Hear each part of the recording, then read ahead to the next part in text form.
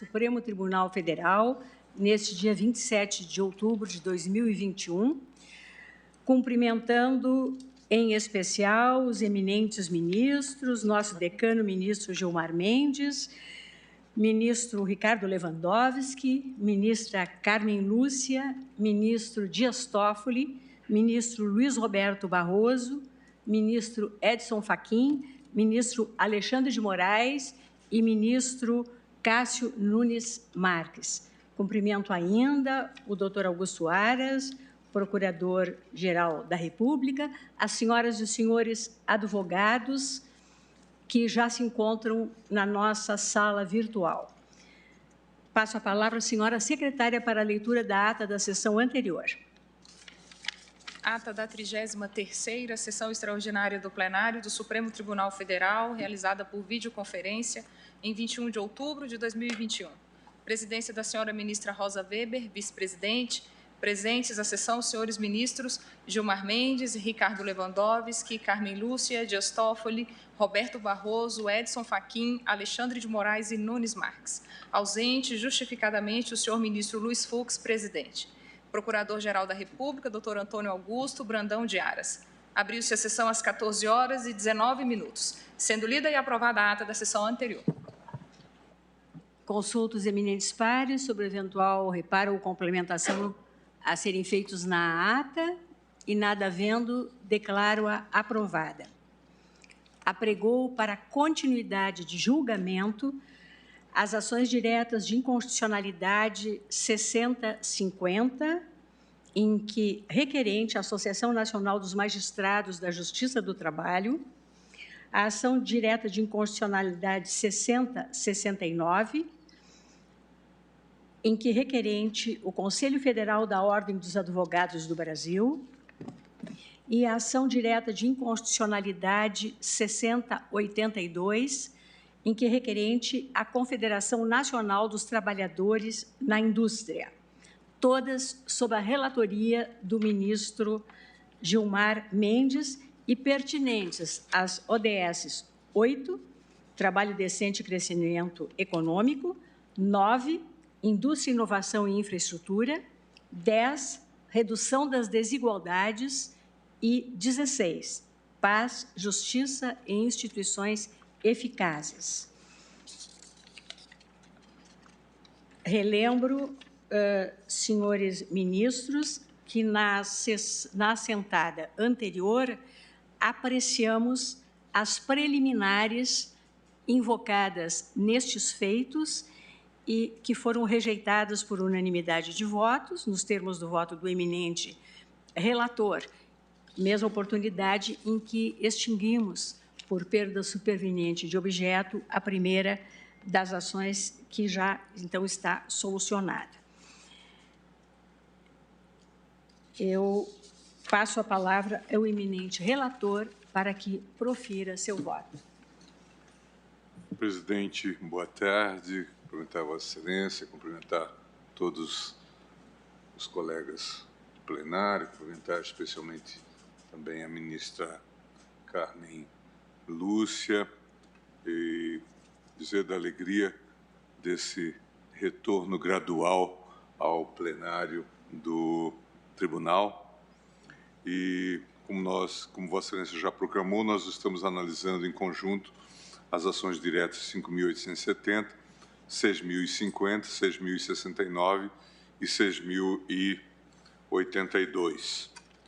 E na sessão anterior já afirmamos a legitimidade das proponentes e afirmamos também a perda do objeto da ADIM 5.870. Começo então a questão propriamente de mérito do debate, presidente.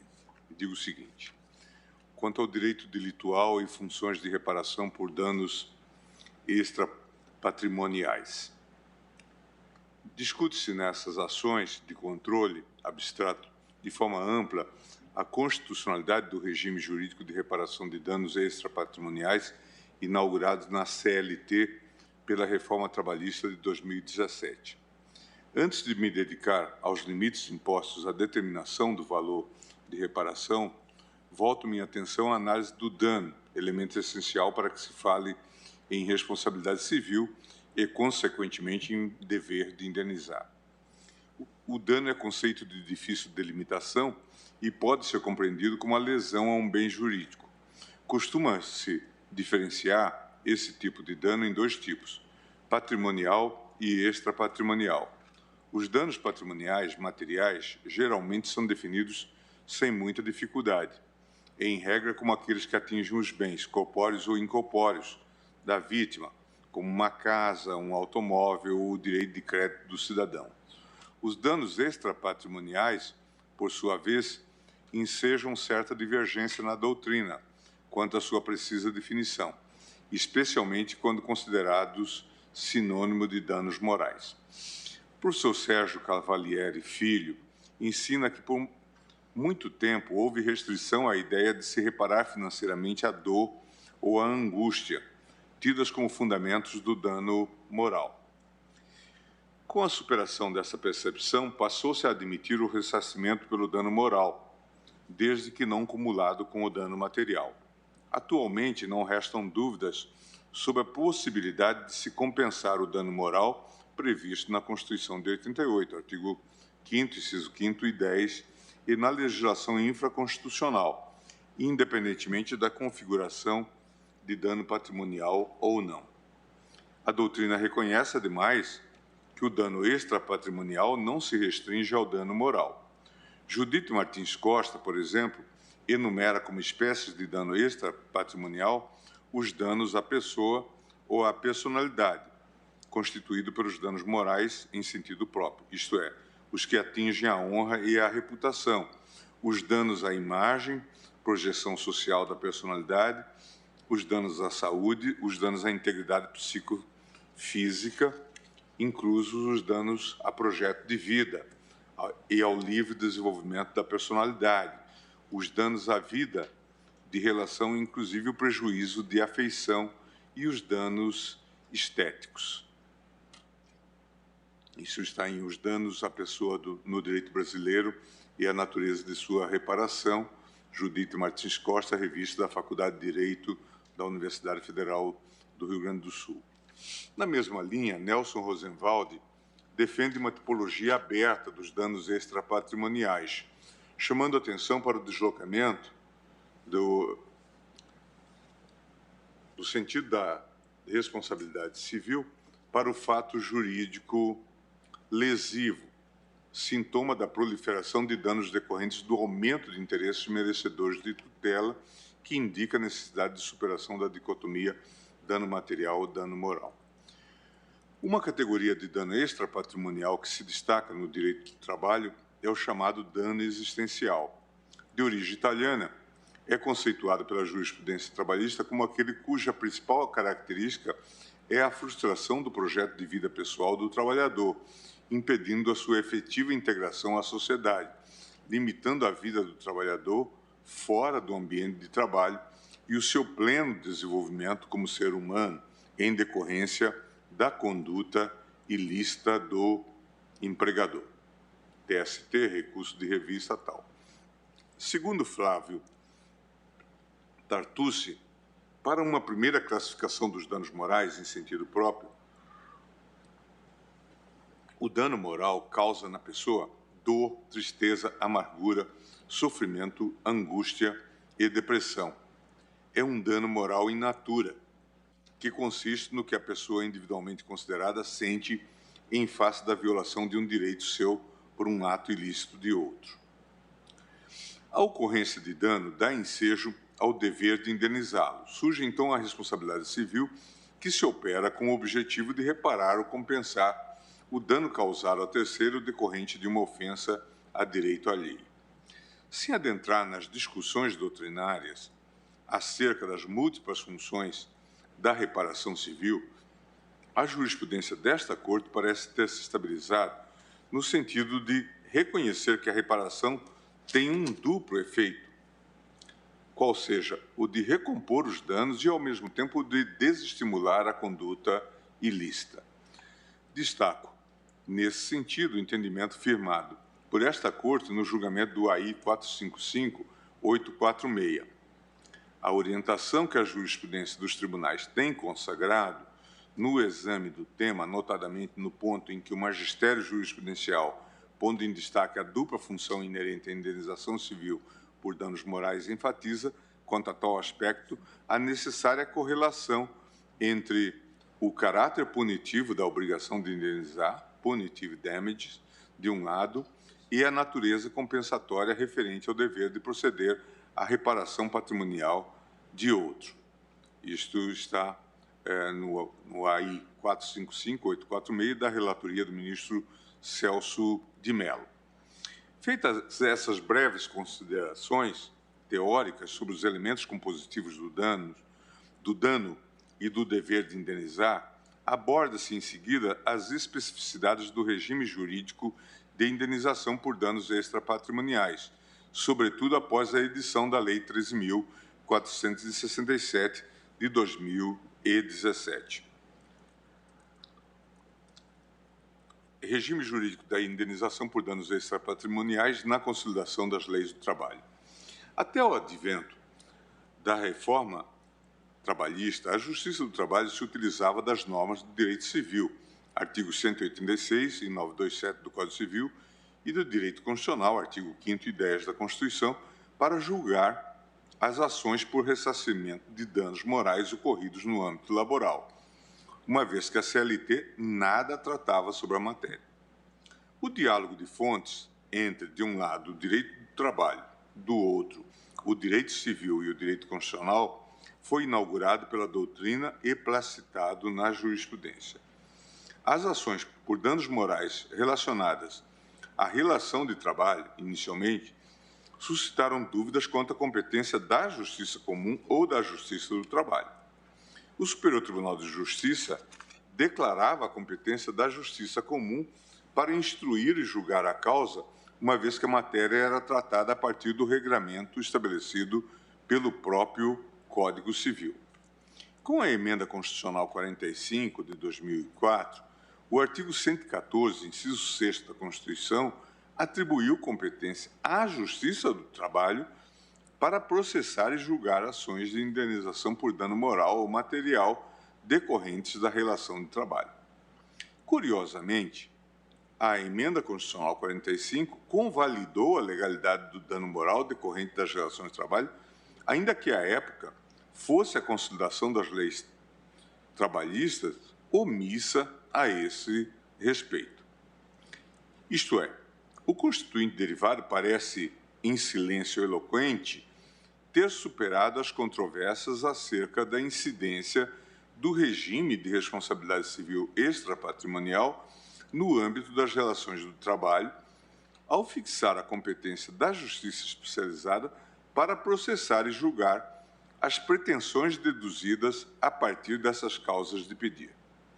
Por opção política do legislador ordinário, implementou-se, a partir da Lei 13.467 de 2017, um regime jurídico específico, voltado à definição do direito aplicável ao dano extrapatrimonial nas relações trabalhistas. A mudança foi acrescida à CLT pela Lei 13.467 de 2017, no título 2A, artigos 223A a 223G. O artigo 223A determina que se apliquem à reparação do dano extrapatrimonial decorrente das relações de trabalho apenas o dispositivo do título 2A. O artigo 223G, nos parágrafos 1º e 2º, por sua vez, fixa como base de cálculo para o teto do valor indenizável o salário contratual do ofendido, ou, se pessoa jurídica, o do ofensor, vedada a acumulação. Eis o teor das normas que integram o título em questão. Artigo 223. Aplicam-se à reparação de danos de natureza extrapatrimonial decorrentes da relação de trabalho apenas os dispositivos deste título. Artigo 223b. Causa dano de natureza extrapatrimonial a ação ou omissão que ofenda a esfera moral ou existencial de pessoa física ou jurídica, as quais são as titulares exclusivas do direito à reparação. Artigo 223-C. A honra, a imagem, a intimidade, a liberdade de ação, a autoestima, a sexualidade, a saúde, o lazer e a integralidade física são os bens juridicamente tutelados inerentes à pessoa física. Artigo 223-D. A imagem, a marca, o nome, o segredo empresarial e o sigilo da correspondência são bens juridicamente tutelados inerentes à pessoa jurídica. Artigo 223-E. São responsáveis pelo dano extrapatrimonial todos os que tenham colaborado para ofensa ao bem jurídico tutelado na proporção da ação ou da omissão. 223-F. A reparação por danos extrapatrimoniais pode ser pedida cumulativamente com indenização por danos materiais decorrentes do mesmo ato lesivo. Parágrafo 1º do 223-F. Se houver acumulação de pedidos, o juízo, ao proferir a decisão, discriminará os valores das indenizações a títulos de danos patrimoniais e das reparações por danos de natureza extrapatrimonial. Parágrafo 2º. A composição das perdas e danos, assim compreendidos os lucros cessantes e os danos emergentes, não interfere na avaliação dos danos extrapatrimoniais. Artigo 223-G. Ao apreciar o pedido, o juiz considerará a natureza do bem jurídico tutelado, a intensidade do sofrimento ou da humilhação, a possibilidade de superação física ou psicológica, os reflexos pessoais e sociais da ação ou da omissão, a extensão e a duração dos efeitos da ofensa, as condições em que ocorreu a ofensa ou prejuízo moral, o grau de dolo ou culpa, a ocorrência de retratação espontânea, o esforço efetivo para minimizar a ofensa, o perdão tácito ou expresso, a situação social e econômica das partes envolvidas, o grau de publicidade da ofensa. Parágrafo 1º. Se julgar procedente o pedido, o juízo fixará a indenização a ser paga a cada um dos ofendidos em um dos seguintes parâmetros, vedada a acumulação. Ofensa de natureza leve, até 3 vezes o último salário contratual do ofendido. 2. Ofensa de natureza média, até 5 vezes o último salário contratual do ofendido. 3. Ofensa de natureza grave, até 20 vezes o último salário contratual do ofendido. 4. Ofensa de natureza gravíssima, até 50 vezes o último salário contratual do ofendido. Se o ofendido for pessoa jurídica, a indenização será fixada com observância dos mesmos parâmetros estabelecidos no parágrafo 1º deste artigo, mas em relação ao salário contratual do ofensor. Parágrafo 3º. Na reincidência entre partes idênticas, o juízo poderá elevar ao dobro o valor da indenização.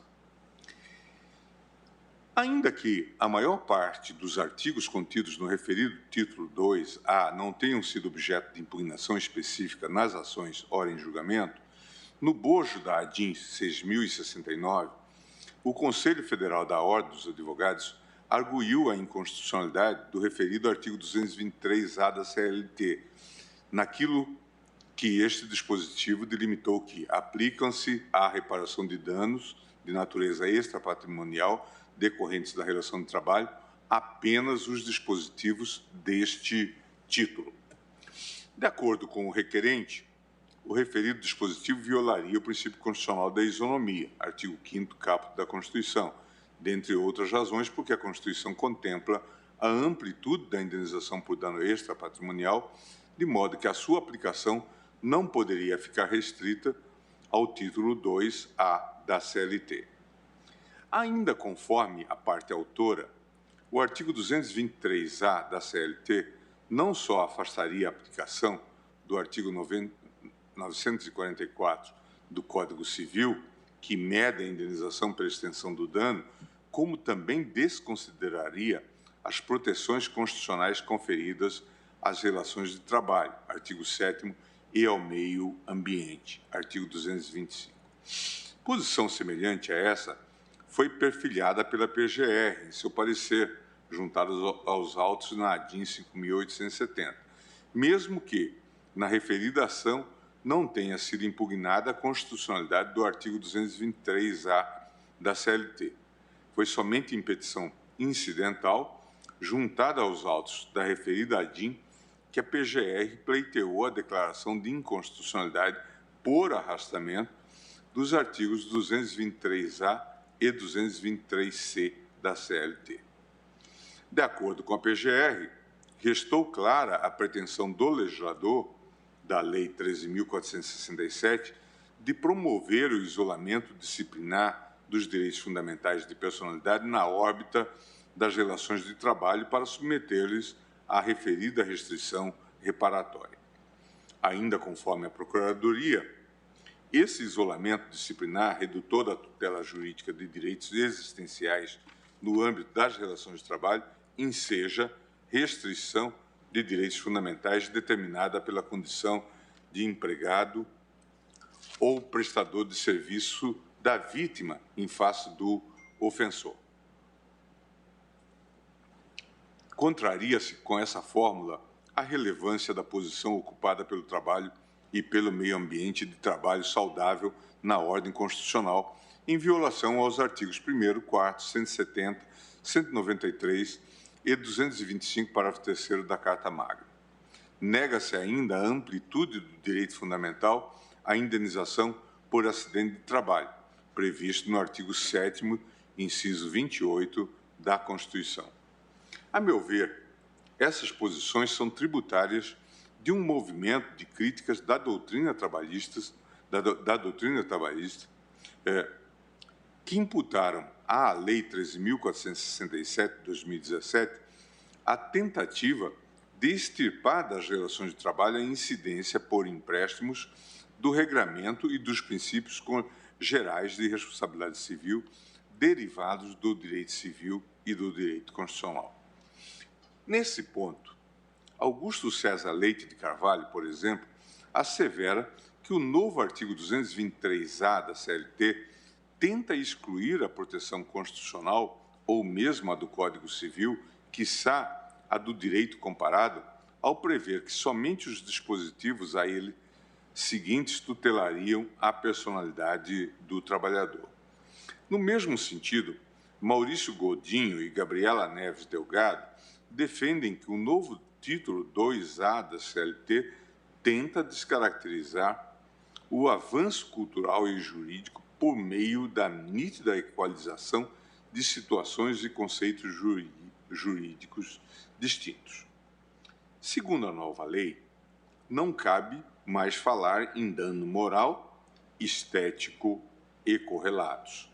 Simplesmente despontam os danos extrapatrimoniais, quer de trabalhadores, quer de empresas, que se tornam bastante similares e equivalentes, aparentemente desvestidos de força constitucional inspiradora, deflagrada em 88 em benefício da pessoa humana, afirmam Maurício Godinho e Gabriela Neves Delgado.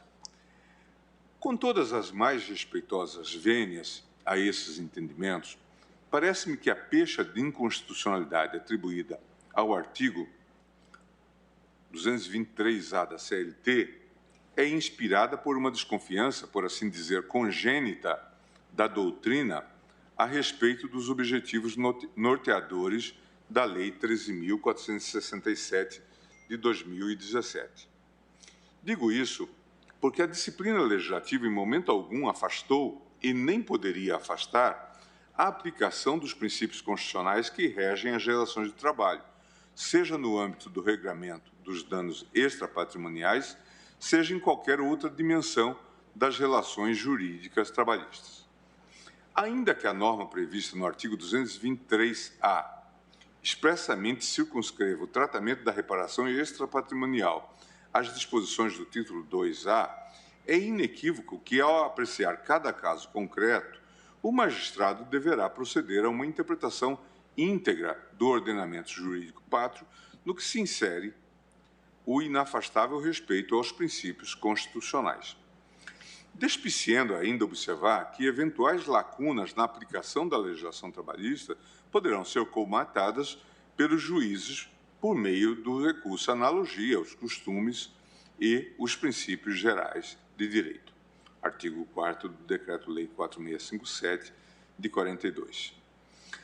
Disso resulta que, ao menos naquilo que não implicar em contrariedade expressa ao regime da CLT, os parâmetros fixados no título 9 do Código Civil poderão ser supletivamente aplicados às relações trabalhistas. Tampouco assiste razão ao argumento de que a criação de um regime específico de responsabilidade civil para as relações de trabalho violaria o princípio da isonomia. Fosse esse argumento abstratamente verdadeiro, seriam inconstitucionais todas as disposições infralegais que, de alguma maneira, dispusessem fora do Código Civil acerca do regime de reparação por danos patrimoniais ou extrapatrimoniais em relações jurídicas específicas. Não havendo qualquer inconstitucionalidade em abstrato na simples criação de um regime jurídico específico para disciplinar a responsabilidade por danos extrapatrimoniais no âmbito da justiça trabalhista, entendo que seria necessário adensar interpretações que poderiam eventualmente levar a hipóteses concretas de inconstitucionalidade. A parte autora da ADIM 6069 sugere, por exemplo, que, devido à autonomia do título 2A da CLT, somente a lesão a bens jurídicos específicos poderia ser considerada para fins de dano extrapatrimonial. O Conselho Federal da Ordem dos Advogados aduz, por exemplo, que o artigo 223C somente considera a honra, a imagem, a intimidade, a liberdade de ação, a autoestima, a sexualidade, a saúde, o lazer, a integridade física como bens juridicamente tutelados inerentes à pessoa física. E assim deixa de considerar outros tantos, como, por exemplo, a etnia, a idade, a nacionalidade, a crença religiosa previstos na Constituição da República. Com as mais devidas vênias, porém, entendo que essa argumentação de inconstitucionalidade se assenta equivocadamente em uma interpretação assaz restritiva da norma. O artigo 223C simplesmente dispõe que a honra, a imagem, a intimidade, a liberdade de ação, a autoestima, a sexualidade, a saúde, o lazer e a integridade física são bens juridicamente tutelados inerentes à pessoa física. Não me parece ter havido qualquer tentativa do legislador ordinário de conferir às expressões honra ou intimidade qualquer conteúdo normativo taxativo ou números clausos. Nesse aspecto, tenho por oportunas as considerações de Alvarenga e Souza ao destacarem que o artigo 223C da CLT aponta, de forma apenas exemplificativa, os bens jurídicos tutelados e cuja defesa dá ensejo a pagamento de indenização por danos morais. Rubem Alvarenga Zanotelli e Luísa Baleeiro Souza, a regulamentação do dano extrapatrimonial pela reforma trabalhista sob a perspectiva sistêmica do direito no constitucionalismo contemporâneo, Revista do Direito do Trabalho. Assim, com as devidas vênias, entendo que a arguição de inconstitucionalidade, neste ponto, não ultrapassa uma simples problemática de interpretação legislativa. Ademais, não deixa de ser curioso que o parâmetro de controle invocado para a impugnação do dispositivo seja o próprio artigo 5º, inciso 10 da Constituição, que, ao tratar do direito fundamental à inviolabilidade da intimidade, faz menção apenas aos bens jurídicos, honra e imagem das pessoas. Fosse conferida ao texto constitucional interpretação tão gramatical e estanque como a que foi dada pelos requerentes ao artigo 223C da CLT, estaríamos diante de um verdadeiro paradoxo hermenêutico. Por todas essas razões, julgo improcedente a DIN no que se refere à alegação de inconstitucionalidade do artigo 223A da CLT.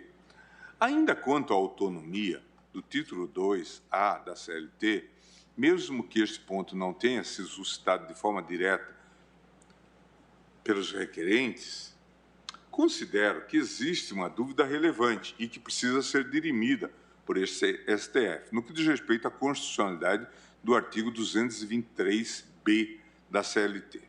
Esse dispositivo passou a restringir a legitimidade da propositura de ação por danos morais na seara trabalhista à pessoa da vítima. Reitero a redação da norma, artigo 223B. Causa dano de natureza extrapatrimonial a ação ou omissão que ofenda a esfera moral ou existencial da pessoa física ou jurídica, as quais são as titulares exclusivas do direito à reparação. Devido à carga restritiva da expressão titulares exclusivas, tornou-se assente na doutrina o entendimento de que a inovação legislativa teria excluído a possibilidade de indenização extrapatrimonial da Justiça do Trabalho pelo chamado dano reflexo ou danos em ricochete. A esse respeito, conforme defendem mais uma vez Rúbia Alvarenga e Luísa Souza, o artigo 223B da CLT, ao mencionar que as pessoas físicas ou jurídicas que sofreram a ofensa à esfera moral ou existencial são as titulares exclusivas do direito à reparação do dano de natureza patrimonial, parece indicar intenção de afastar o chamado dano moral reflexo ou em ricochete, ou seja, quando o direito violado é de uma pessoa, mas quem sofre os efeitos da lesão é outra pessoa.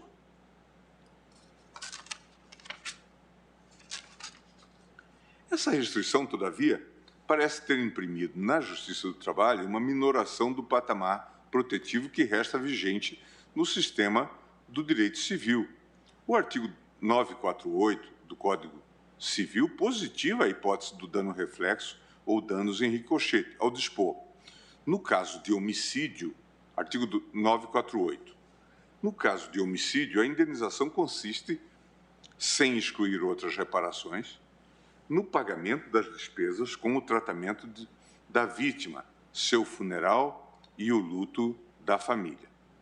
Na prestação de alimentos às pessoas a quem o morto os devia, levando-se em conta a duração provável da vida da vítima. Assim, o dano em ricochete consiste nas consequências na esfera de terceiros decorrentes do dano sofrido pela vítima direta. No caso do dano morte, os parentes que sofrem a insuportável dor da perda, no caso de danos físicos graves, os parentes que passam a sofrer consequências na sua esfera de direitos.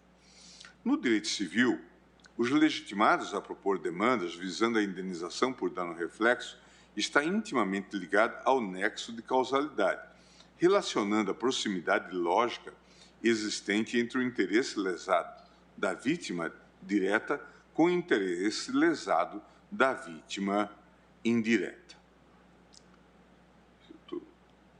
Estou citando Rafael PTF da Silva, STJ reforça caráter autônomo do dano reflexo ou por ricochete, publicado no Conjur de 17 de fevereiro de 2020.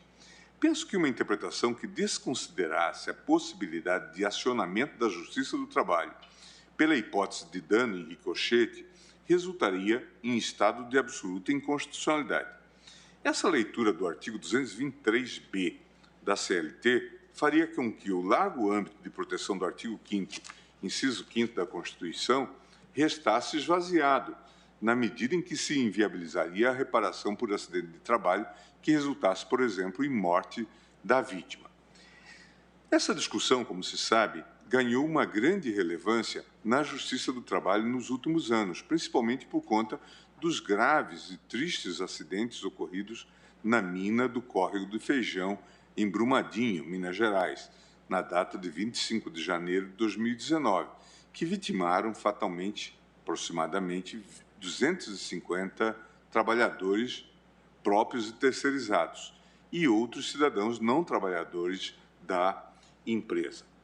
Conforme informação trazida aos autos na ADIM 5.870 pela PGR, foi celebrado e devidamente homologado acordo judicial na ação civil pública tal movida pelo Ministério Público do Trabalho, Procuradoria Regional do Trabalho da Terceira Região, em face da Vale S.A., cujo objeto central consistiu na reparação dos danos morais e patrimoniais dos familiares dos trabalhadores fatalmente vitimados pelo acidente do dia 25/1/2019, além de outros direitos trabalhistas de natureza individual, homogênea, de sobreviventes e familiares. Estabilidade no emprego, atendimento médico, auxílio creche, auxílio educação, etc., e de compensação por danos extrapatrimoniais sociais, dano moral coletivo. É digno de se destacar que as compensações acordadas nesta ação coletiva não seguiram os limites dispostos no título 2A da CLT, justamente por se entender que, nesses casos, seria possível a aplicação analógica do Código Civil para balizar a reparação por dano em ricochete. Situações graves como essa poderiam sofrer algum tipo de imunização do ponto de vista de responsabilização aquiliana, se entendêssemos que a reforma trabalhista excluiu qualquer hipótese de dano reflexo no novo regime do título 2A da CLT. Por esses motivos, entendo ser necessário conferir interpretação, conforme a Constituição, ao artigo 223b da CLT, afastando-se qualquer interpretação que impeça o exercício de pretensão em juízo de reparação de dano extrapatrimonial na Justiça do Trabalho pelas hipóteses de danos em ricochete ou de danos reflexos. 6. Agora passo, presidente, à quantificação dos danos extrapatrimoniais.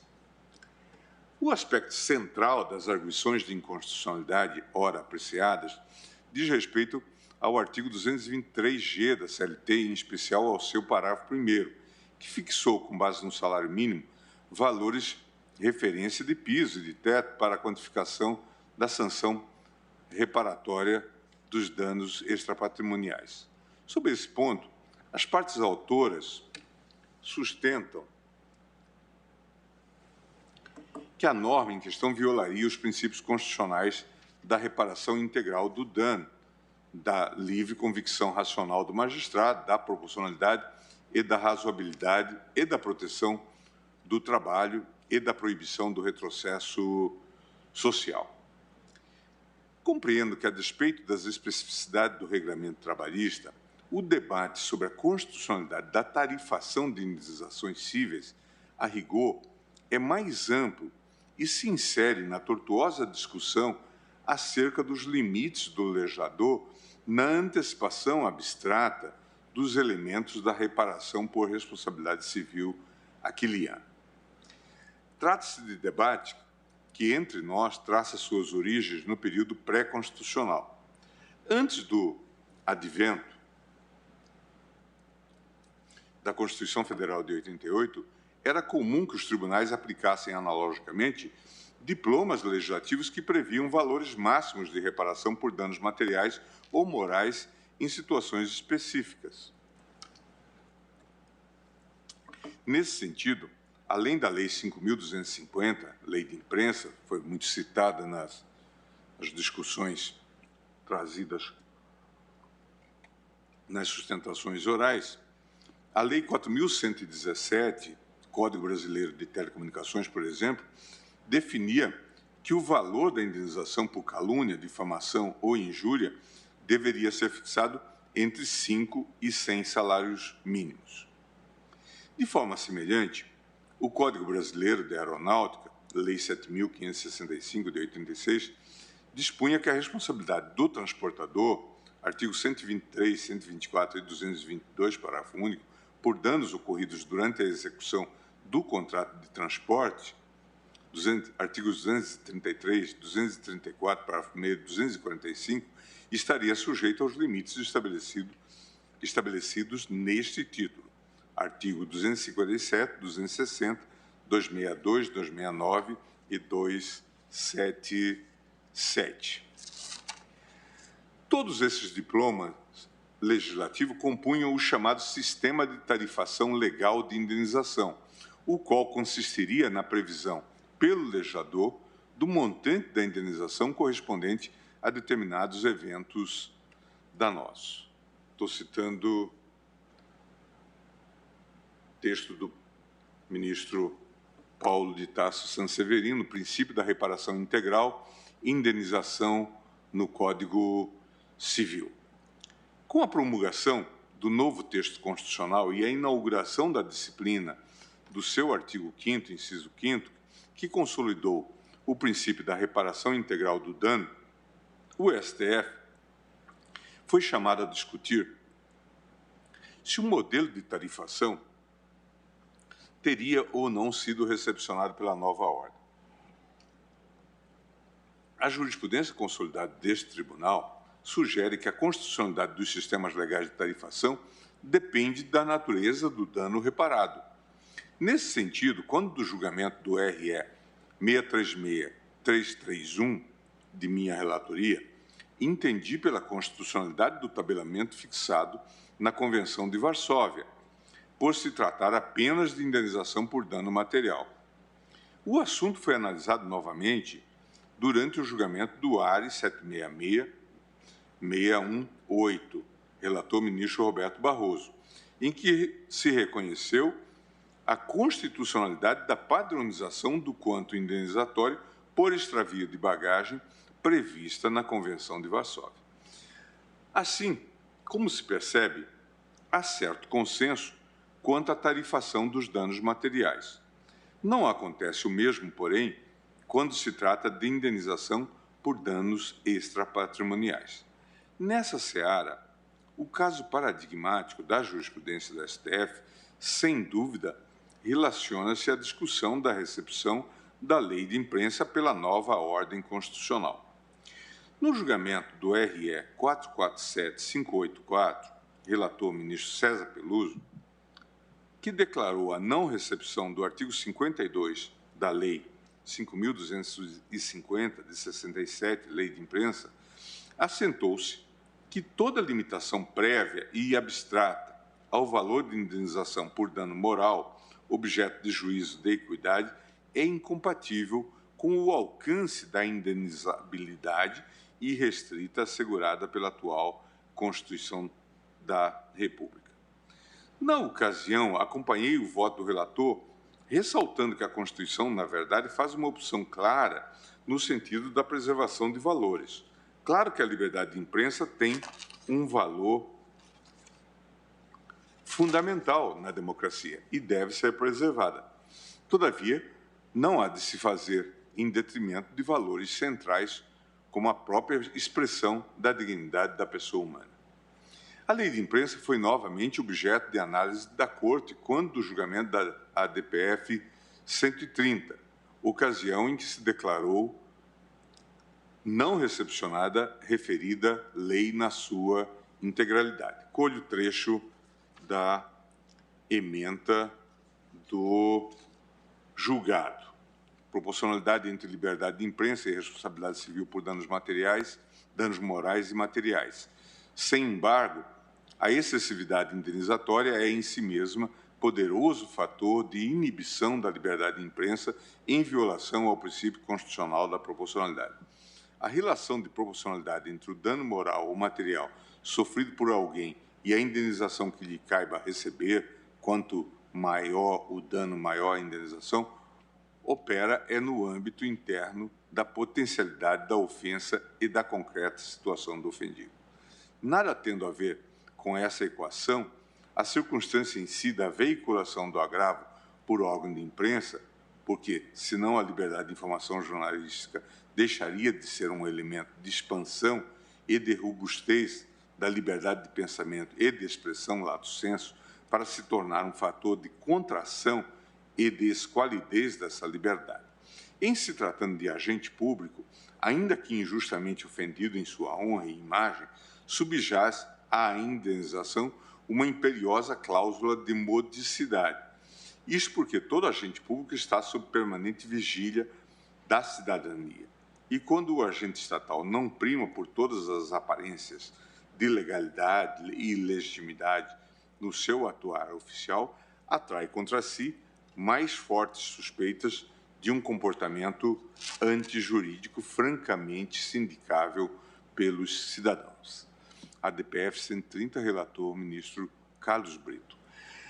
Confirmando a impossibilidade de tarifação, pode ser citado o teor da súmula 28 do STJ anterior à DPF 130. A indenização por dano moral não está sujeita à tarifação prevista na Lei de Imprensa. No âmbito doutrinário, a 6ª Jornada de Direito Civil de 2013 reforçou esse entendimento com a aprovação do enunciado número 550. A quantificação da reparação por danos extrapatrimoniais não deve estar sujeita a tratamento ou a valores fixos. Parece importante que existe uma forte sinalização da jurisprudência deste Supremo no sentido da impossibilidade de se tarifar o dano moral mediante modelo legislativo que subtraia totalmente do juiz o seu arbitramento. Isso não equivale, evidentemente, à proibição de métodos que ajudem a estabelecer a quantificação do dano extrapatrimonial. A ausência de critérios objetivos para a quantificação dos danos morais, seja nas relações de trabalho, seja nas relações civis aquilianas em geral, naturalmente desperta preocupações relacionadas à segurança jurídica e à previsibilidade da extensão das sanções reparatórias. Diante da rejeição ao modelo de tarifação, a doutrina e a jurisprudência passaram a estabilizar parâmetros a serem observados pelo magistrado na fixação da indenização por danos extrapatrimoniais, tais como a extensão do dano. As condições socioeconômicas e culturais dos envolvidos, as condições psicológicas das partes, o grau de culpa do agente, de terceiro ou da vítima. A inexistência de parâmetros objetivos de fixação, todavia, pode levar à disseminação de decisões muitas vezes contraditórias, desiguais, com valores irrazoáveis, tanto para mais quanto para menos. Diante dos inequívocos problemas de previsibilidade do arbitramento judicial do dano moral, a própria jurisprudência do Superior Tribunal de Justiça tem reagido na construção de metodologias. O tribunal vem adotando o chamado método bifásico, modelo segundo o qual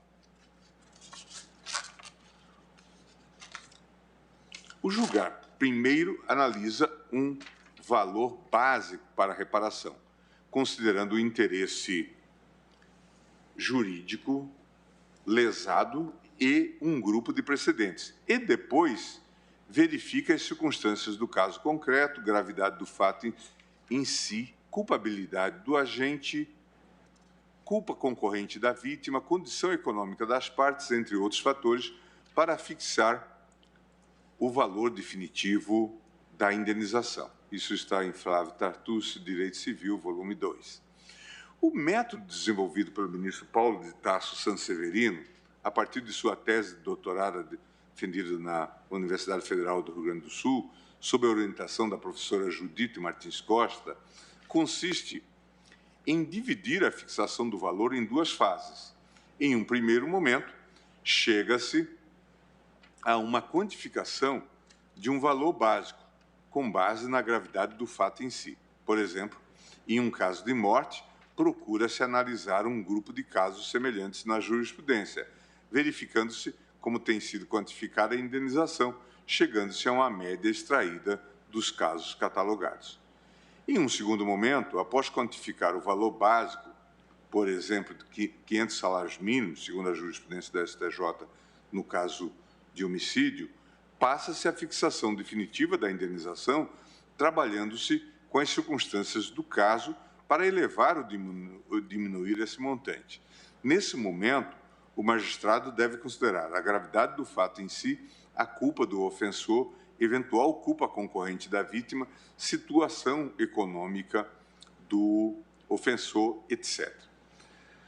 Para o ministro Sanseverino, a utilização dessa sistemática concretiza com razoabilidade a regra do parágrafo único do artigo 953 do Código Civil, procedendo-se ao arbitramento equitativo da indenização.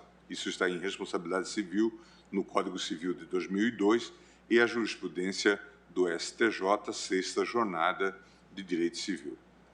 Esse é apenas um exemplo construtivo de como a jurisprudência pode avançar na criação de metodologias robustas, ainda que não definitivas, de arbitramento do dano.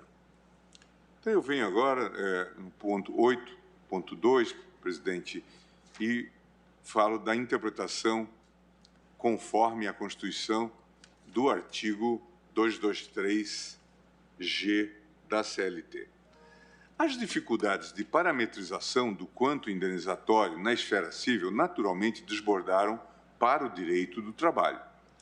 Nas últimas décadas, a doutrina e a jurisprudência trabalhista buscaram ancorar-se no empréstimo dos principais informativos estabelecidos nos artigos 944 e 945 do Código Civil, para a fixação das reparações por danos morais, existenciais e estéticos.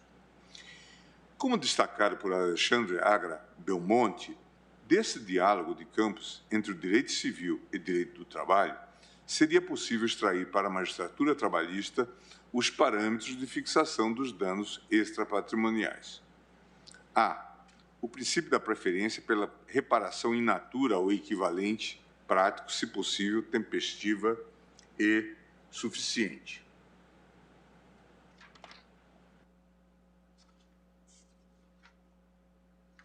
O princípio da extensão do dano, integralidade da indenização. O princípio da razoabilidade, para delimitação proporcional à parcela de culpa, intensidade e duração da dor, repercussão da ofensa e condições pessoais do ofensor e do ofendido.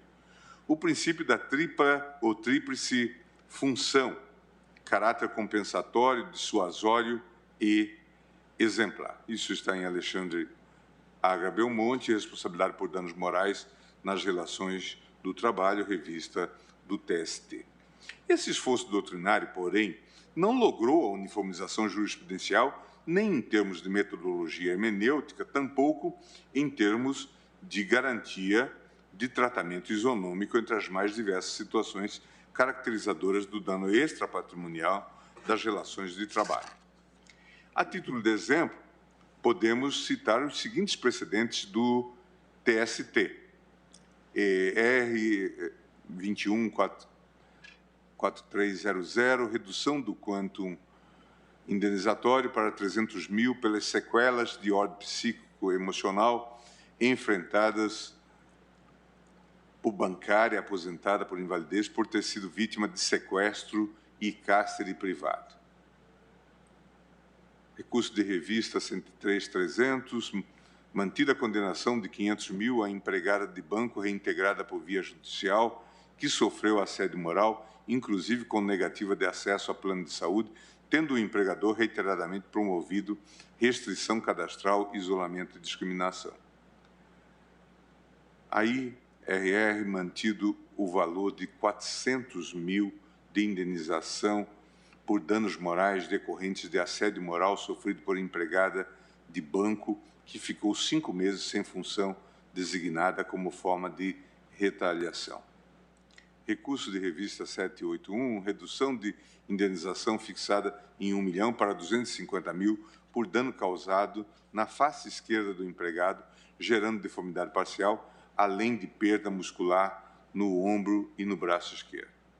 Curso de revista 117, 89, redução de indenização de 394 mil para 280 mil pela dor sofrida pela esposa e filhas do empregado falecido.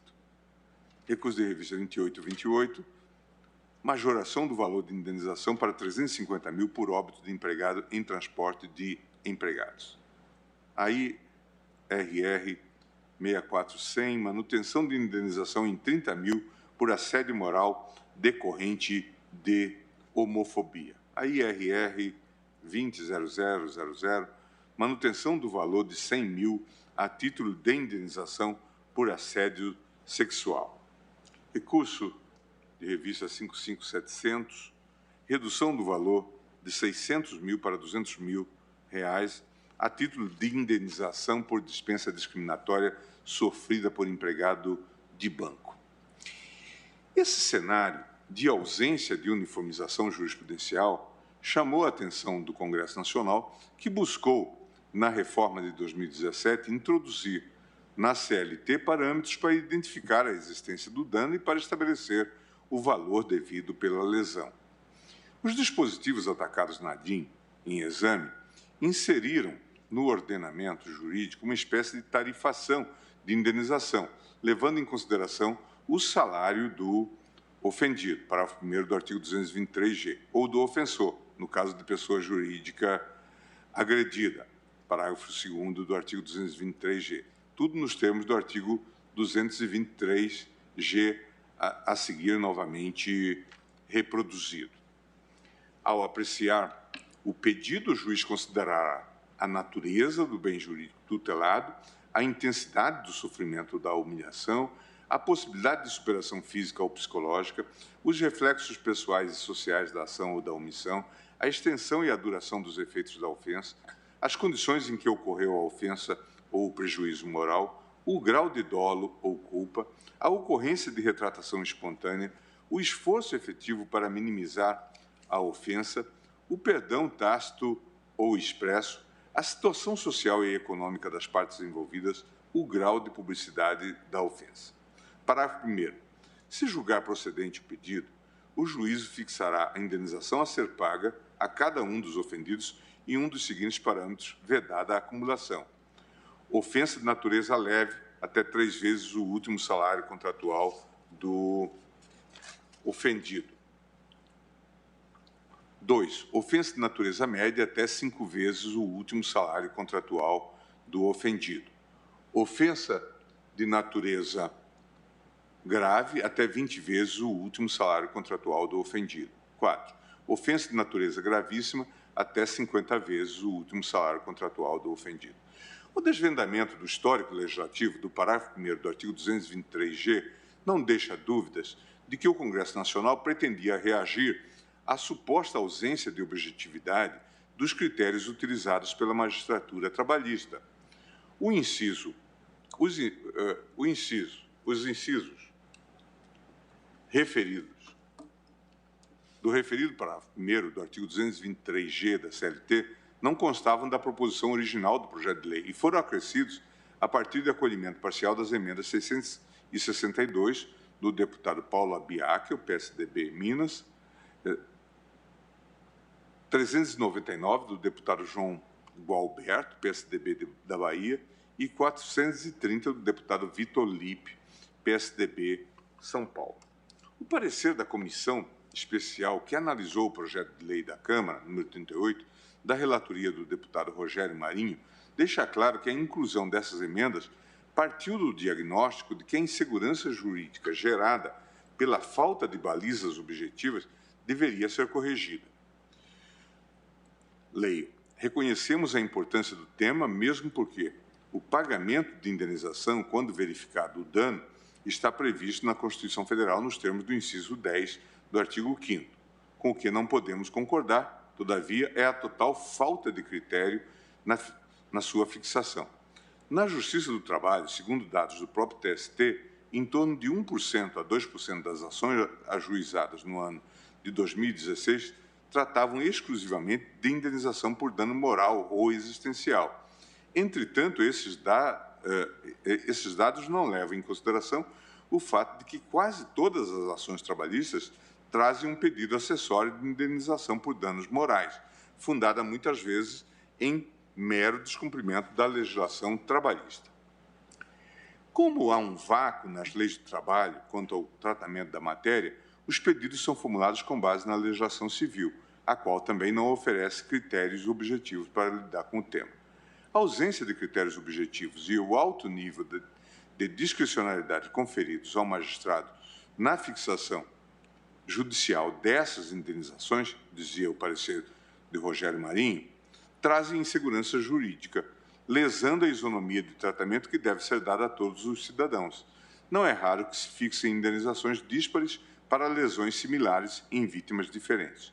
Do mesmo modo, são comuns indenizações que desconsideram a capacidade econômica do ofensor, seja ele o empregado ou o empregador, situação em que se mostra agravada no caso dos empregadores, porquanto ações de prepostos podem gerar valores que dificultem ou mesmo inviabilizem a continuidade do empreendimento.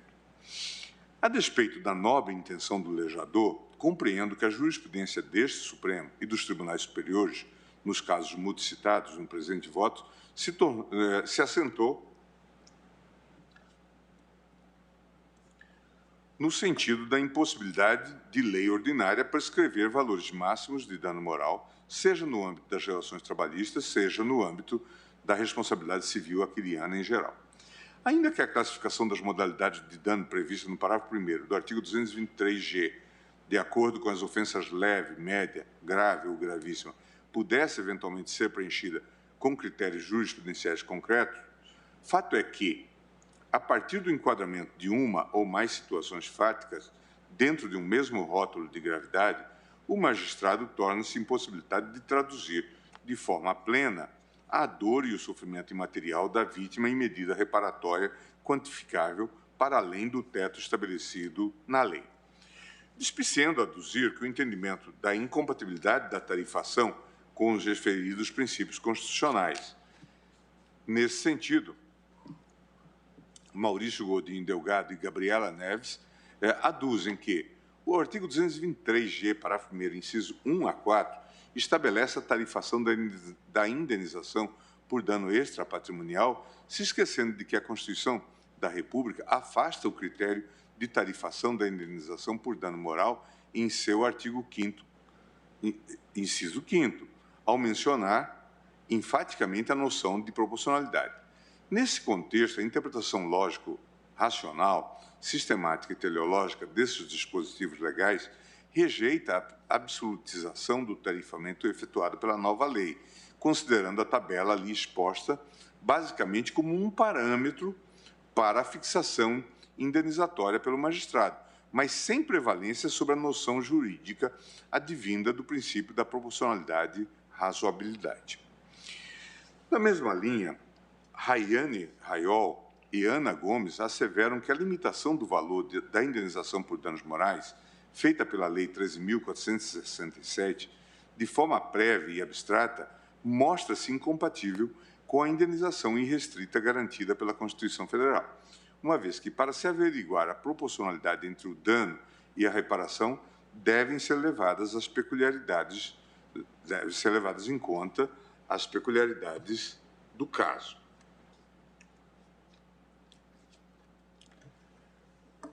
Concreto. O tabelamento que a reforma trabalhista impôs, além de possibilitar o tratamento desigual de lesões por meio da renda oferida pelo trabalhador, limita a liberdade do juiz de analisar as peculiaridades do caso concreto, dizem Rayane Raiol e Ana Gomes. Embora assentada a incompatibilidade do sistema de tarifação legal da reforma trabalhista, compreendo, porém, que a norma impugnada não deve ser julgada em toto inconstitucional com pronúncia de nulidade. Isso porque os parâmetros fixados no artigo 223-G, tanto nos incisos 1 a 12 do caput do dispositivo, quanto no próprio parágrafo 1º, podem validamente servir de critérios, ainda que não exaurientes, para a definição do quantum da reparação extrapatrimonial pelo magistrado trabalhista. De fato, o que o entendimento jurisprudencial deste Supremo assentou foi apenas a inconstitucionalidade do tabelamento do dano, assim entendido como conjunto de normas que exclui em toto a discricionalidade da quantificação do dano pelos magistrados, tornando um mero aplicador dos valores pré-determinados que não podem ser adaptados às especificidades do caso. No julgamento do multicitado RE 447584, relator ministro César Peluso, a não recepção do artigo 52 da Lei 5.250 se deu porque a norma esvaziava qualquer tipo de conformação judicial, tornando intransponível a quantificação proporcional e adequada da reparação. Como asseverado pelo eminente ministro César Peluso em seu voto relator, ter-se-ia que indagar se o artigo 52 da Lei dos 5.250 não sucumbiria ao contraste com o postulado da proporcionalidade, o qual impõe à lei restritiva que seja necessária, adequada e proporcional. Parece evidente que não seria nem necessária, a indenização fixa-se por juízo prudencial, nem de justa medida, porque firma uma ficção reparatória, ao estatuir limites prévios e abstratos à indenização, a qual, no extremo, estaria sempre a depender dos critérios concretos próprios da valoração equitativa. Ou seja, o fato gerador da inconstitucionalidade do sistema legal de tarifação do dano extrapatrimonial parece ser justamente aquilo que, nas palavras do eminente ministro César Peluso, qualifica-se como a ficção reparatória. A violação ao princípio constitucional da reparação integral do dano não reside na tentativa de parametrizar a atuação do juiz, mas sim no ímpeto de substituir por completo o arbitramento judicial por um arbitramento legislativo.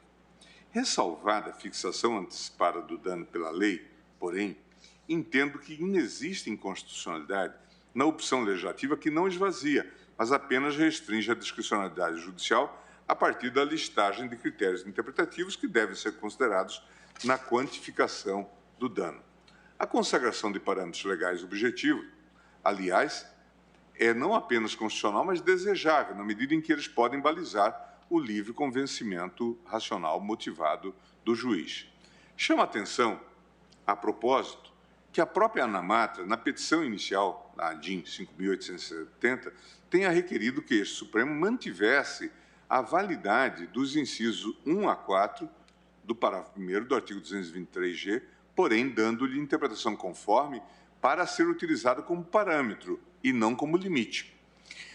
Como dito pela própria requerente, pode-se considerar que a indicação de valores básicos para a fixação da indenização seria utilizada pelos empregadores para satisfazer, desde logo, a indenização ocorrida, restando para eventual debate judicial apenas se teria sido adequada e proporcional, de sorte a permitir que o órgão julgador fixasse eventualmente, de forma justificada, valor superior para poder atender ao comando constitucional. Ou seja, tanto em relação aos critérios listados nos incisos 1 a 12 do caput do artigo 223-G, quanto em relação aos próprios critérios mínimos baseados no salário previsto nos incisos 1 a 4 do parágrafo 1º, compreendo que não há qualquer inconstitucionalidade na sua utilização pelo magistrado para a quantificação dos danos extrapatrimoniais nas relações de trabalho. Repiso, porém, que tais critérios, em especial o valor de referência do salário, não podem ser utilizados como teto, sendo possível que o magistrado, diante das especificidades da situação concreta, eventualmente, de forma fundamentada, ultrapasse os limites quantitativos previstos nos incisos 1 a 4 do parágrafo 1º.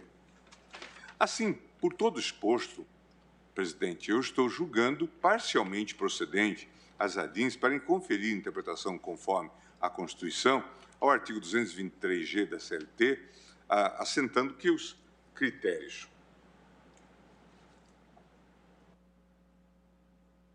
neles fixados não impedem que a decisão judicial devidamente motivada, que dialogue com os parâmetros legais, fixe indenização por dano extrapatrimonial em quantia superior aos limites previstos nos incisos 1, 2, 3 e 4 do parágrafo 1º do dispositivo legal. Por isso, eu não conheço da ADIM 5.870, por perda superveniente do objeto, e em relação às ADIMs 6050, 6069 e 6082, conheço das ações e as julgo parcialmente procedentes os pedidos para conferir a interpretação conforme a Constituição, de modo a estabelecer que as redações conferidas aos artigos 223A e 223B da CLT não excluem o direito à reparação por dano moral indireto ou dano em ricochete no âmbito das relações de trabalho a ser apreciado nos termos da legislação civil. Os critérios de quantificação de reparação por dano extrapatrimonial previsto no artigo 223G, caput e parágrafo 1º da CLT, deverão ser observados pelo julgador como critérios orientativos de fundamentação da decisão judicial. É constitucional, porém, o arbitramento judicial do dano em valores superiores aos limites máximos dispostos nos incisos 1 a 4 do parágrafo 1º do artigo 223G, quando consideradas as circunstâncias do caso concreto e os princípios da razoabilidade, da proporcionalidade e da igualdade. É como voto, presidente. Agradeço ao eminente relator, o ministro Gilmar Mendes, que, na verdade, propõe e vota no sentido do conhecimento e do conhecimento das 3 ações remanescentes, ações diretas de inconstitucionalidade, e julga parcialmente procedentes os pedidos para atribuir interpretação conforme aos artigos 223A e B e 223G, nos termos do voto que acaba de proferir. Colho agora o voto do eminente ministro Cássio Nunes Marques. Senhora presidente, ministra Rosa Weber, ministra Carmen Lúcia, senhores ministros, senhor procurador-geral da República, Augusto Aras, senhores advogados presentes à sessão, senhora secretária, boa tarde a todos. Antes de mais nada, quero parabenizar o eminente relator pela profundidade e a riqueza do voto trazido e das reflexões lançadas sobre o tema. Senhora presidente, eu já adianto que vou precisar de alguns dias, mas muito poucos, espero trazer já na próxima semana, porque entendo que há uma discussão de fundo também, não só da inconstitucionalidade dos critérios utilizados como parâmetros, né, a expressão último salário contratual, mas também a necessidade de se definir se é constitucional ou não uma imposição de teto pelo Congresso Nacional. E não há uma coincidência entre os temas, são temas diferentes. E também a criação de um sistema isolado, né, de hipótese de indenização dentro do subsistema trabalhista, né, isolando das demais possíveis indenizações. Então, a matéria é complexa, mas a primeira preocupação me faz trazer a Vossas Excelências esse pedido de vista, mas já me comprometendo em devolver o mais rápido possível.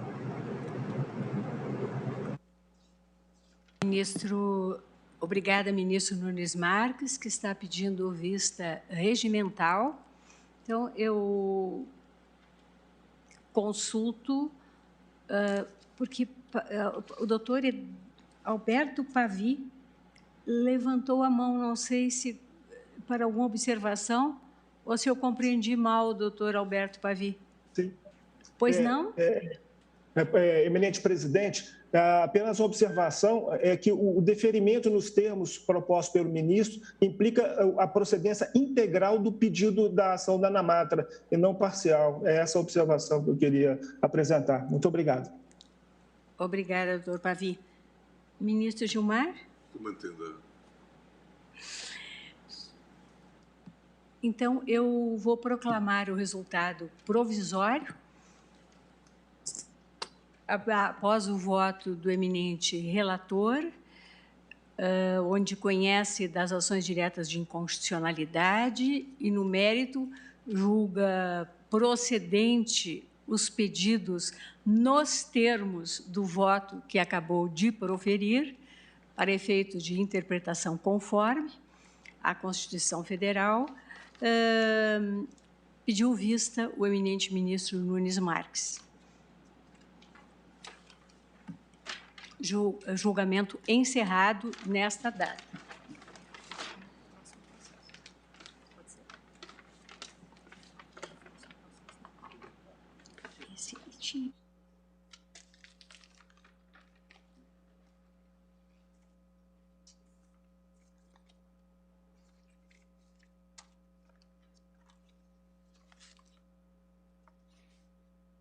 Prosseguir. Senhores ministros, dando continuidade, eu chamo a julgamento a ação direta de inconstitucionalidade 5.625, sob a relatoria do ministro Edson Fachin, em que figura como requerente a Confederação Nacional dos Trabalhadores em Turismo e Hospitalidade, em que há diversos amicus curiae. Esta ação direta, ela vincula-se às ODS 5, Igualdade de Gênero, ODS 8, Trabalho Decente e Crescimento Econômico, ODS 10, Redução das Desigualdades, e ODS 16, Paz, Justiça e Instituições Eficazes. Há vários pedidos de sustentação oral. Temos pela requerente Confederação Nacional dos Trabalhadores em Turismo e Hospitalidade, o doutor Samuel da Silva Antunes, que já ingressou na nossa sala virtual. Falará também o ministro Bruno Bianco Leal, pelo interessado presidente da República. E teremos 3 amigos da Corte: Pro Beleza Brasil, Associação Brasileira dos Salões de Beleza e Confederação Nacional do Comércio de Bens, Serviços e Turismo. Concedo de início a palavra ao eminente relator para o relatório. Pois não, senhor presidente. Cumprimento Vossa Excelência, ministra Rosa Weber, que preside esta sessão. Cumprimento também a eminente ministra Carmen Lúcia, os eminentes pares, ministros deste Supremo Tribunal Federal.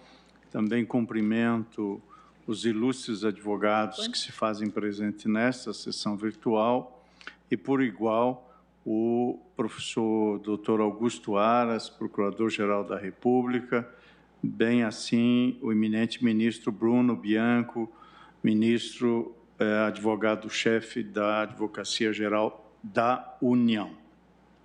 Senhora presidente, como Vossa Excelência vem de anunciar, haverá sustentações orais, portanto, cuidarei de fazer uma síntese do relatório, apto a que se possa, nesta fase do julgamento, colher as contribuições e as visões que aqui serão aportadas nesta ação direta 5625, que veicula a arguição de inconstitucionalidade ajuizada pela Confederação Nacional dos Trabalhadores em Turismo e Hospitalidade. Essa arguição se dá em face da Lei 13.352, de 27 de outubro de 2016, que alterou a Lei 12.592, de 18 de janeiro de 2012, para dispor sobre o contrato de parceria entre os profissionais ali mencionados. As atividades ali referidas são de cabeleireiro, barbeiro, esteticista, manicure, pedicure, depilador, maquiador e pessoas jurídicas registradas como salão de beleza. No relatório, senhora presidente, tomei a liberdade, à guisa de um mínimo razoável de completude, de reproduzir todo o teor da legislação, cuja leitura me excuso, consta do relatório, consta dos autos e também da proposta que trago de análise distribuída aos gabinetes dos eminentes pares. Mas, em resumo, ao lado da reprodução dos dispositivos legais atacados, anoto no relatório que a requerente, a Confederação, de início, aduz possuir legitimidade ativa para a causa, ou seja, para propor esta ação, nos termos do inciso 9º do artigo 103 da Constituição da República, bem como a requerente também alega satisfazer os requisitos de representatividade e de pertinência temática, uma vez que a autora tem o dever de atuar na defesa dos direitos e interesses da categoria de trabalhadores que exercem suas atividades na área de beleza, que, segundo afirma, são os profissionais a que a lei ora em exame diretamente, são a esses profissionais que a lei diretamente se destina. Suscitada, portanto, a defesa da legitimidade no mérito, na medida em que facultada pelo parágrafo 7º a qualificação dos trabalhadores descritos no artigo 1A como pequenos empresários, microempresários ou microempreendedores individuais, sustenta a Confederação requerente que a Lei 13.352 tem por fim viabilizar a contratação de profissionais na forma de pessoa jurídica, utilizando-se aqui o vocábulo conhecido e multicitado nos autos de pejotização. Não obstante, sustenta a autora, presentes elementos fáticos jurídicos que caracterizam o vínculo empregatício, como depreende, segundo alega a requerente, do parágrafo 11 do mesmo dispositivo, que nega de forma expressa a possibilidade da existência da relação de emprego no caso de ser firmado o contrato de parceria.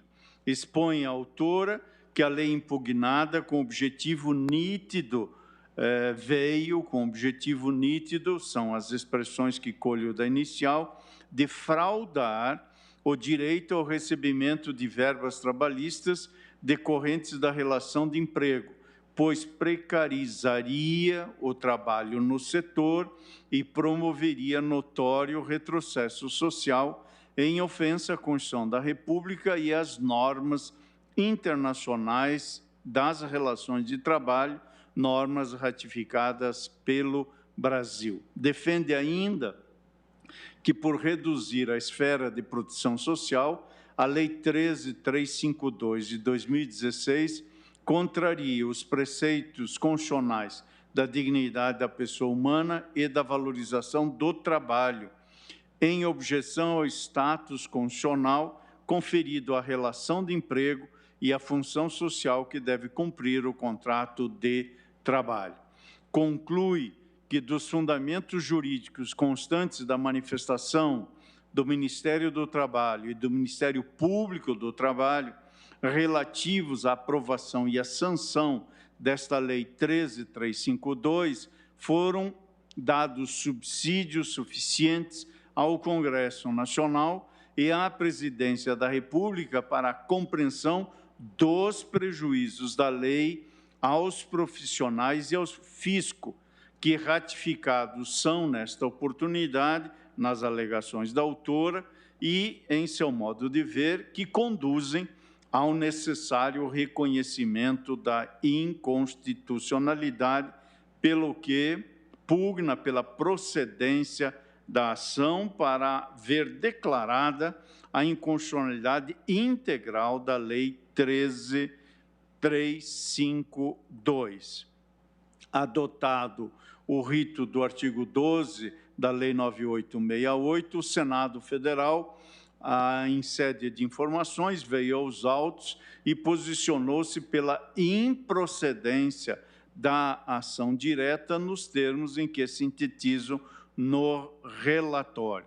A Presidência da República, a seu turno, externou em igual sentido, ou seja, sentido da improcedência, sustentando que a edição da Lei 13.352 foi precedida de intenso debate político e social e se consubstanciou em resposta do Parlamento às reivindicações dos profissionais a que se destina Sendo assim, nos termos das informações da Presidência da República, solução para o enfrentamento da grave crise econômica com a consequente piora dos níveis de empregabilidade do país. Indica ainda a Presidência da República que não teria havido violação ao direito dos trabalhadores, mas proteção normativa, e que a situação profissional disposta pela lei não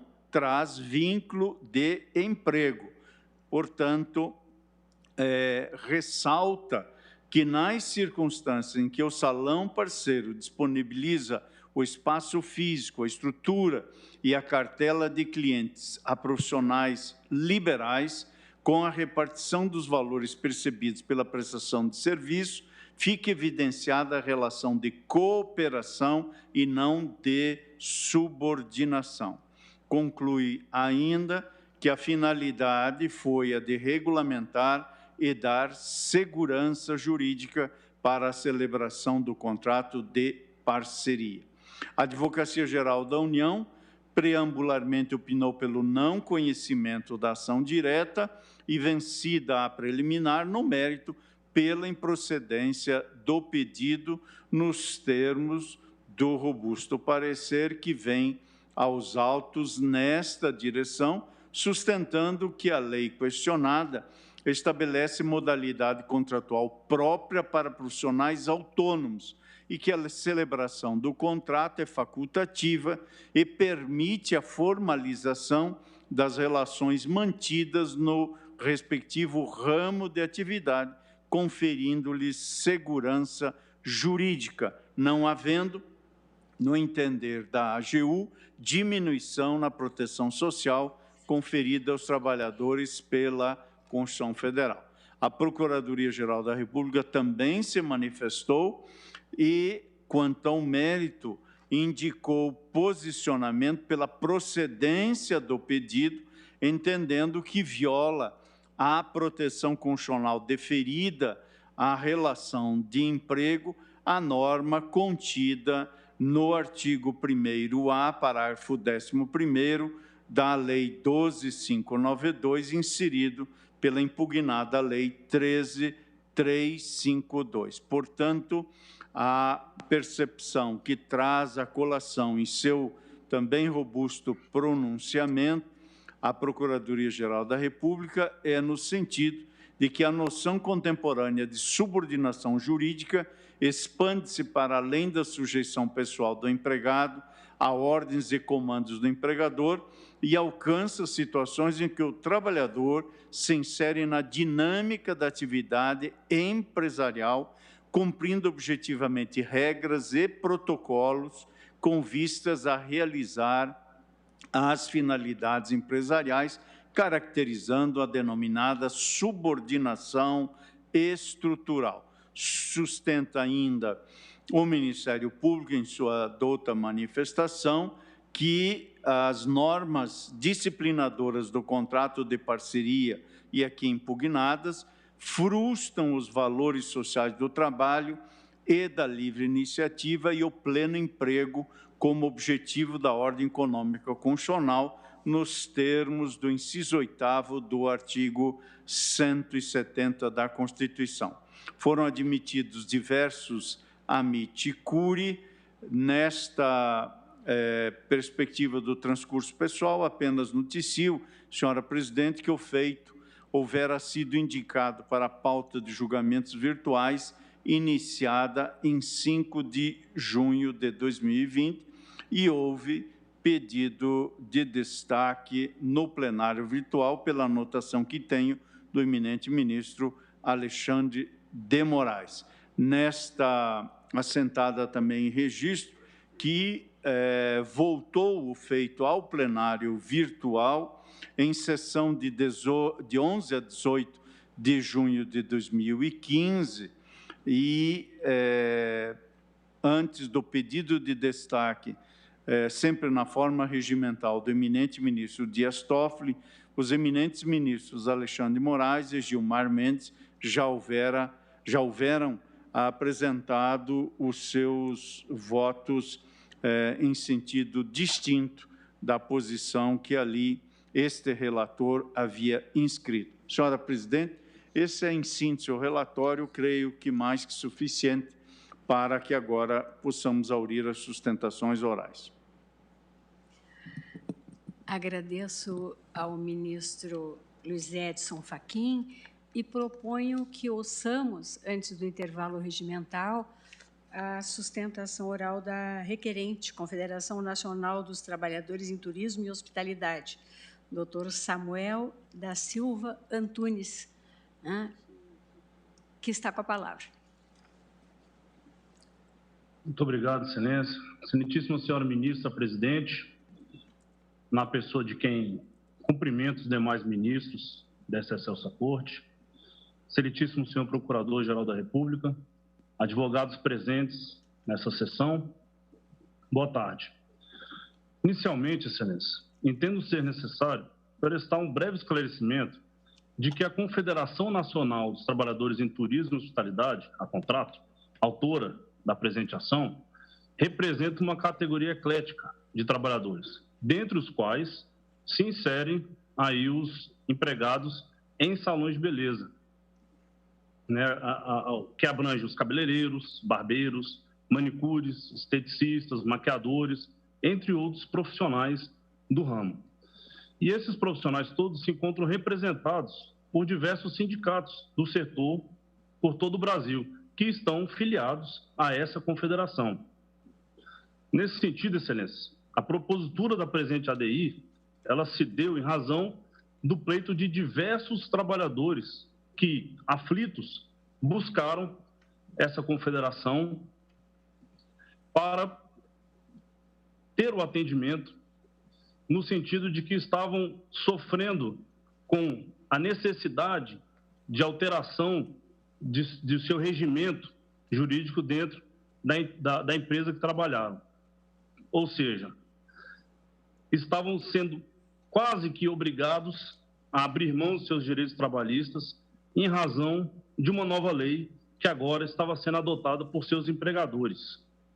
Então, Excelência, a Confederação rechaça, já de início, qualquer colocação no sentido de que a lei favorece os profissionais ou que estes defendem a constitucionalidade da lei ou que a lei teve como objeto, né, a proteção desses profissionais, porque, na verdade, não é essa a realidade, Excelências.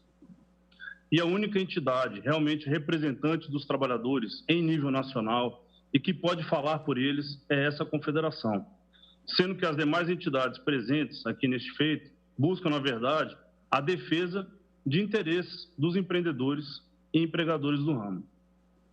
Passando para o próprio objeto da ação, Excelências, conforme apresentado na petição inicial, inclusive confirmado e complementado pelo parecer da Procuradoria-Geral da República, a Lei nº 13.352, de 2016, incluiu dispositivos manifestamente inconstitucionais na Lei 12.592, de 2012, que regulamenta a profissão de cabeleireiros e demais profissionais do ramo de beleza.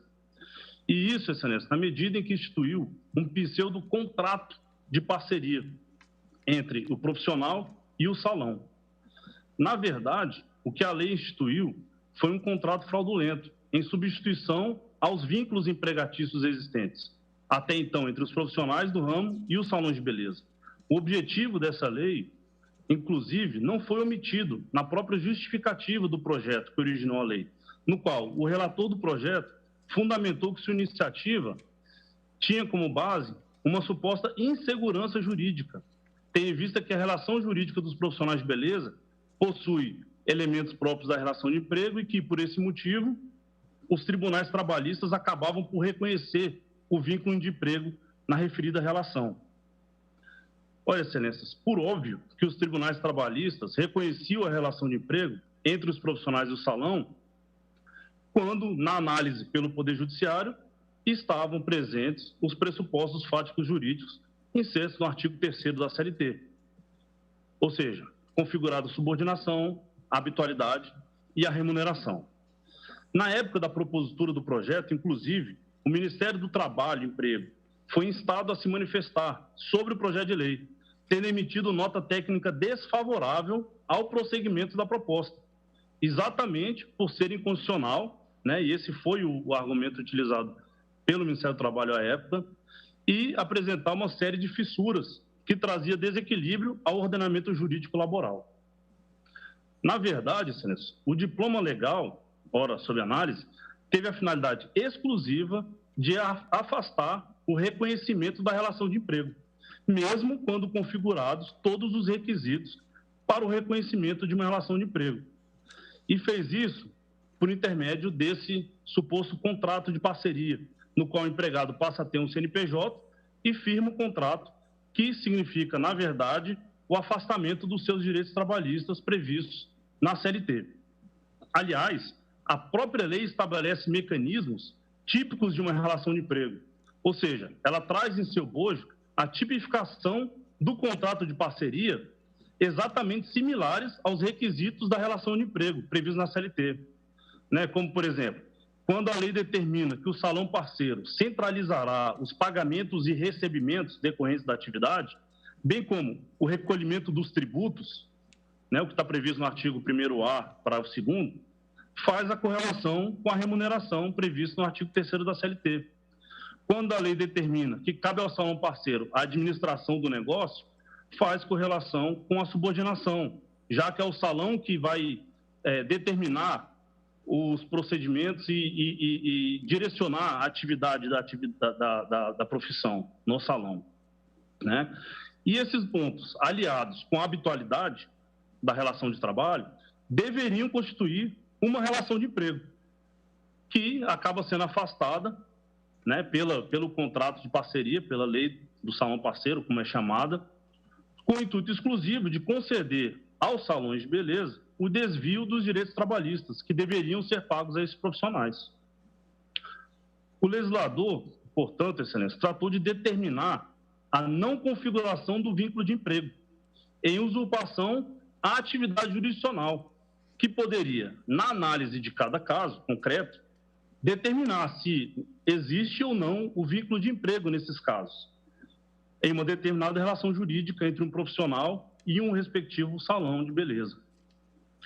Assim, excelência, a legislação, ora e análise, regularizou a denominada pejotização, como foi mencionado pelo relator e como também tratamos na petição inicial de indicar, né, esse termo que se popularizou e que realmente é o que está, é a intenção, princípio desse projeto, dessa lei que foi sancionada, na qual o empregado continua exatamente com a mesma relação jurídica com o salão de beleza, com subordinação, com remuneração, habitualidade, contudo, os direitos trabalhistas afastados por intermédio da criação de uma pessoa jurídica pelo empregado e a instituição desse contrato de parceria entre o empregado e o seu empregador. Outro ponto importante a se destacar é a direta violação ao princípio da isonomia, já que a lei favorece o tratamento desigual de profissionais do ramo que exercem exatamente a mesma atividade em mesmas condições em um determinado salão. Né? Como exemplo, podemos ter um profissional parceiro dentro do salão e um profissional com carteira assinada, né? Sendo que os dois exercem a mesma atividade, né? Estão na mesma condição de trabalho e de vida, mas um tem os direitos trabalhistas e o outro não tem. Também destaco, excelência, nessa oportunidade, que não se trata aqui da possibilidade ou não do exercício autônomo da profissão pelo profissional de beleza. Se discute aqui uma nova modalidade de relação jurídica, em que se encontram presentes todos os requisitos para o reconhecimento de uma relação de emprego entre as partes, mas se afasta o referido reconhecimento por intermédio de um suposto contrato de parceria, o qual não estabelece uma parceria, mas uma relação de emprego sem direitos trabalhistas. Essa é a realidade que atualmente se encontra no setor. E tanto é verdade, excelência, que após a promulgação da lei, houve um incremento substancial de homologações de rescisões de contrato de trabalho nas entidades sindicais do setor. E o empregado se apresenta ao sindicato com a informação de que passaria a modalidade de profissional parceiro.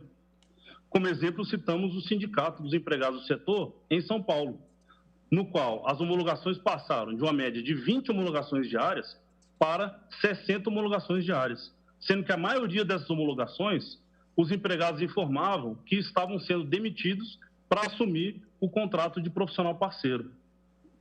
Além disso, informam os sindicatos também que não lhes é apresentado uma opção, mas uma determinação, já que o salão estava passando a adotar o contrato de parceria. Tais dados, Excelência, demonstram cabalmente a prejudicialidade dessa lei aos trabalhadores do ramo da beleza. Também considero importante informar alguns números do setor de beleza no Brasil, no qual existem registrados no CNAE de salão de beleza mais de 57 mil salões, dos quais mais de 41 mil possuem até 4 empregados. E aproximadamente 1.600 salões são os grandes salões de beleza, que possuem mais de 20 empregados. Por outro lado, existem aproximadamente 700 mil pessoas registradas como microempreendedores individuais, sendo que a grande maioria desses 700 mil estão vinculados aos 1.600 grandes salões de beleza, na modalidade prevista pela Lei 13.352 de 2016. Como fica evidente, o que a lei buscou defender, e, repito, estava na própria justificativa do projeto, o interesse defendido ali foi o interesse desses grandes salões, que, na maioria dos casos, na quase totalidade dos casos, apenas busca afastar a legislação trabalhista dos seus funcionários, para ter um benefício financeiro. Ora, Excelência, os direitos trabalhistas, como também já inserto na petição inicial, eles fazem parte do núcleo constitucional dos direitos sociais, insertos na Constituição Federal, sendo a valorização do trabalho humano forma de assegurar a dignidade do ser humano. Essa forma de contratação por parceria, na verdade, facilita a fraude ao sistema de proteção constitucional, à relação de emprego, contrariando claramente a função social do contrato e a propriedade produtiva, prejudicando os trabalhadores brasileiros do setor da beleza que, por serem parte hipossuficiente na relação, acabam por aceitar as imposições de seus empregadores e acabam ingressando nessa modalidade de parceria. Não porque lhes é mais benéfico, não porque lhes é mais interessante esse tipo de contratação, como quer fazer crer as entidades que estão aí inscritas como a Miticuri. Mas eles fazem assim por completa necessidade de manter o seu trabalho e manter o seu sustento. Pois, caso se neguem a fazê-lo, claramente e certamente, o salão encontrará outra pessoa ainda mais necessitada que vai se submeter a esse tipo de contratação. Não se pode, então, Excelência, admitir a perpetuação dessa lei, sob pena de decretar a ruína de todo o sistema jurídico trabalhista constitucional que protege a relação de emprego. E aí vamos viabilizar que tenha mecânico parceiro, professores parceiros, profissionais de informática parceiros, ou seja, tudo vira profissional parceiro e acaba-se com a legislação trabalhista e com a proteção da relação de trabalho, como existente hoje na Constituição Federal. E, Excelências, finalizo minha participação reproduzindo a tese defendida pelo excelentíssimo ministro relator e pelo excelentíssimo representante da Procuradoria-Geral da República, no sentido de que essa excelsa Corte não pode permitir que a Constituição Federal e direitos fundamentais nela inseridos sucumbam perante o malfadado jeitinho brasileiro, que, no caso dos presentes autos, se revelam na confecção de uma lei que cria o pseudo-contrato de parceria, que possui um intuito exclusivo, inclusive, como já frisei várias vezes, que inclusive foi exposto na própria justificativa da lei, que o intuito exclusivo seria burlar o reconhecimento da verdadeira relação de emprego existente entre o salão de beleza e o profissional do ramo. E também, por fim, repito mais uma vez que em nenhum momento o objetivo da lei está em proteção dos trabalhadores. E essa confederação, como representante desses trabalhadores e como em contato com esses trabalhadores diariamente, pode afirmar com todas as palavras que esse não é o interesse dos trabalhadores do setor. Que o interesse dos trabalhadores do setor é, sim, ter a proteção de seus direitos trabalhistas, como previsto na Constituição Federal e na consolidação das leis trabalhistas. Dessa forma, Excelência, agradeço a oportunidade de trazer mais esses dados ao julgamento da presente ação e a Confederação Nacional dos Trabalhadores em Turismo e Hospitalidade pugna pela procedência total da ação para que seja declarada a inconstitucionalidade da Lei 13.352 de 2016, que introduziu os artigos 1º-A, 1º-B, 1º-C e 1º-D na Lei 12.592 de 2012. Muito obrigado, Excelência. Eu agradeço ao doutor Samuel da Silva Antunes, que falou pela requerente Confederação Nacional dos Trabalhadores em Turismo e Hospitalidade, e suspendo a sessão pelo prazo regimental de 30 minutos.